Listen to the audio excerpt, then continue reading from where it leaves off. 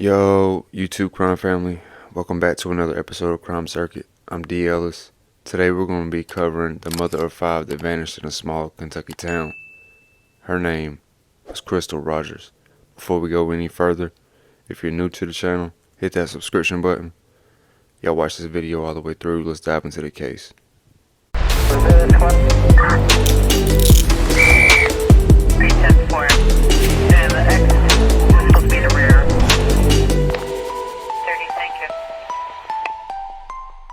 Crystal was a loving mother of five, a daughter, a sister, and a friend who lived in Bardstown, which is a small rural town in Kentucky, located 40 miles from Louisville. She was 35 years old when she vanished, and at first glance, Bardstown seems filled with all the charms that a small town would usually have, but however, it's filled with sinister secrets. Many who live in Bardstown believe that Crystal's disappearance could be linked to 4 other unsolved cases in Bardstown.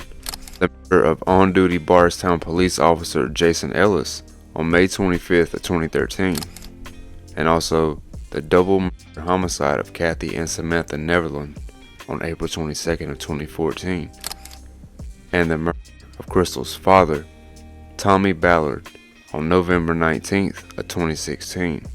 Crystal was last seen on the afternoon of July 3rd, 2015, playing games on her phone at her house.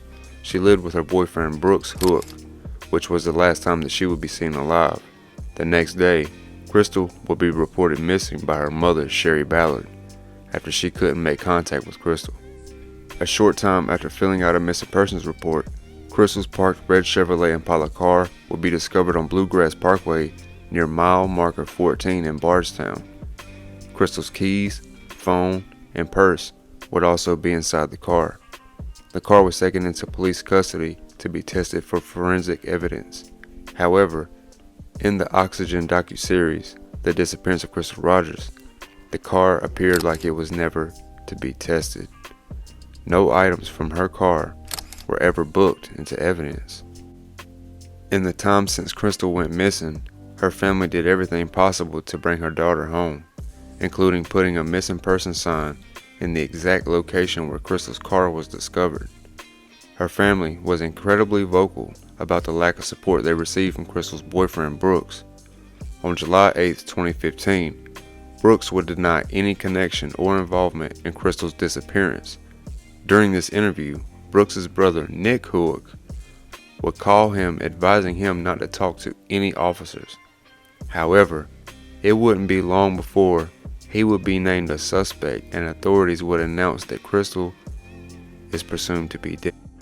Now listen closely. On July 15th, Bardstown police officer Nick Hook, Brooks' brother, would be interviewed by Nelson County Sheriff's Office in relation to the case. He would agree to take a polygraph test several days later, which he would ultimately fail.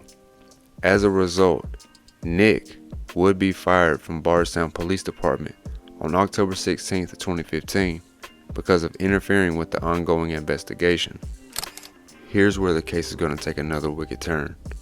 The Ballard family experienced another tragedy just a year after Crystal vanished. On November 19th, 2016, Tommy Ballard would be shot and killed while out hunting with his younger grandson on his farm. Tommy was a fierce advocate for his daughter's case, who kept a detailed record of Crystal's case. It is believed that Crystal's case is somehow connected to Tommy's murder. On the 1-year anniversary of Tommy's death, yellow and black signs started showing up around Bardstown, including one that read, "Detective Hook killed Rogers." By 2020, the FBI took over the investigation and quickly ensued multiple federal warrants to search 3 different properties belonging to Nick and Brooks. The FBI would find items of interest, but have not released what was discovered on the properties. On July of 2020, remains were discovered and taken to the FBI headquarters in Quantico, but it was determined that the remains did not belong to Crystal. Fast forward, Joseph Lawson, 32, pleaded not guilty to the charges. He has been recently picked up and being charged for the cold case of this murder that we're discussing. His bond right now is being set at $500,000, and he is due to be back in court on October 26th of this year. The conspiracy charge that he's having indicates that the prosecutors do not think that Lawson acted alone, though he is the only person currently publicly charged in the 8-year-old cold case. Just 1 year earlier, the father of Roger's youngest child, Brooks Hook, was named a suspect in her disappearance, but was ultimately never charged.